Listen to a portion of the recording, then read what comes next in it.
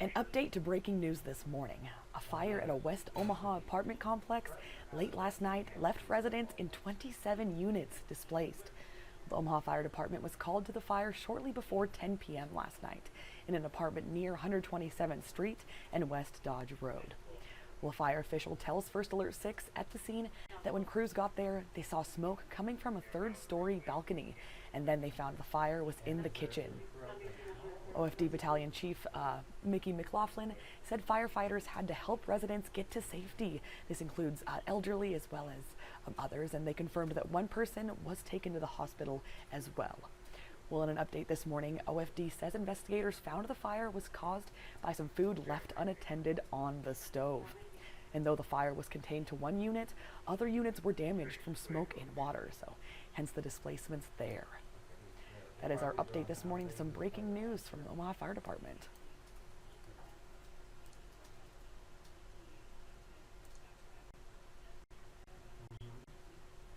Thank you very much for joining me. My name is Elena Riley, and I bring you our top morning headlines. So let's get into more of those this Wednesday morning. All right, well, thank you. I'll let our people know that.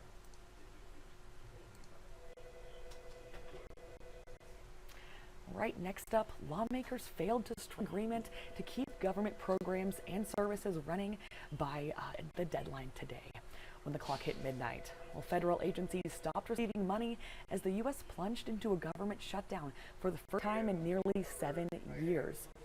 According to the Associated Press, roughly 750,000 federal workers are expected to be furloughed, with some potentially fired by the Trump administration.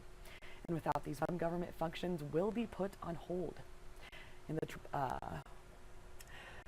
AP reports that during Trump's term, the nation endured its longest ever shutdown, which is 35 days, over demands for funds that Congress refused to provide to build his promised U.S.-Mexico border. While Republicans insist that Democrats should agree to extend current funding, Democrats are refusing to do so without some major concessions over enhanced health care subsidies, according to CNN. And the White House's website now features a tick clock next to the phrase, "Democrats have shut down the government."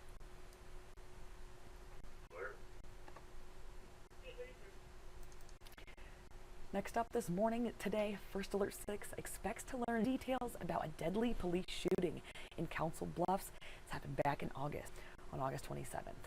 Well, an Iowa State Patrol trooper did a traffic stop near the 77-mile marker of Interstate 29 at about 5:35 p.m. And according to a report from the Iowa Department of Public Safety, a man identified as Michael Broyles, he's 48, of Battlefield, brandished a firearm and then fled. A pursuit began around 6 and ended near the Pottawatomie County Jail a short time after, according to authorities.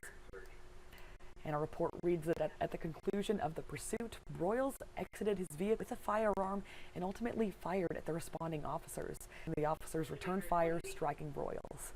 He was later pronounced dead at the hospital, and the officers were placed on leave per department policy. So we will have an update on that today, expected. Next up, the paid sick time law in Nebraska is set to take effect today. And last November, nearly 75% of Nebraskans voted to see paid sick leave become law. And this new law requires businesses with 11 or more employees to give them paid sick time. And prior to the law, businesses with less than 20 employees would offer 5 paid sick days, and businesses with more than 20 employees would offer 7. Employees will accrue paid sick time after 80 hours of employment at a minimum of 1 hour of paid sick time for every 30 hours worked. By law, employees can use that paid sick time for their own illness or the illness of a family member.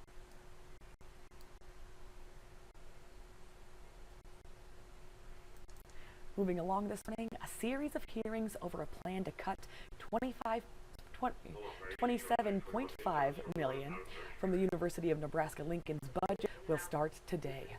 The plan was proposed on September 12th. It includes $21 million to close a structural gap and additional $65 million in reductions. The hearings will run through next Friday, with each one focusing on a different field of study. They will be streamed and not open to the public. Some proposed reductions to be discussed includes agriculture, economics, theater and film, music, as well as earth and atmosphere sciences, to name a few. And to give feedback, you can fill out an online form. We have that here in this web story. We'll visit that in a little bit. And when hearings are complete, the Academic Planning Committee will use the feedback to provide recommendations to UNL Chancellor Rodney Bennett. And he will then create a final plan and present it to the Board of Regents at their December meeting.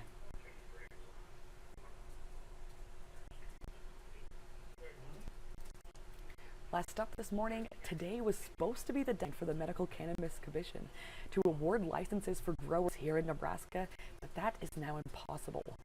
On Monday, Governor Jim Pillen asked Bruce Bailey and Kim Lowe to resign from the Liquor Control Commission, who also served on the Medical Cannabis Commission. The commission held its final September meeting yesterday, and their commenters urged commissioners to follow the law, maintain integrity, and resist pressure from the governor or attorney general. Of 39 applicants to grow medical marijuana needs to be narrowed down to 4. The commission's meeting is set for next Tuesday, where license decisions are expected to be made. And Omaha City Council voted unanimously to pass an ordinance on medical cannabis regulations for the city in its weekly meeting yesterday.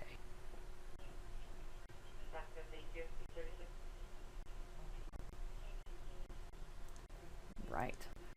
Head to our website at First Alert 6, which is 6 things to know on Wednesday, October 1st. I bring this to you every weekday at around 6 a.m. to get you started with your day, get you those top headlines, as well as this live stream at around 8 a.m. to talk them over.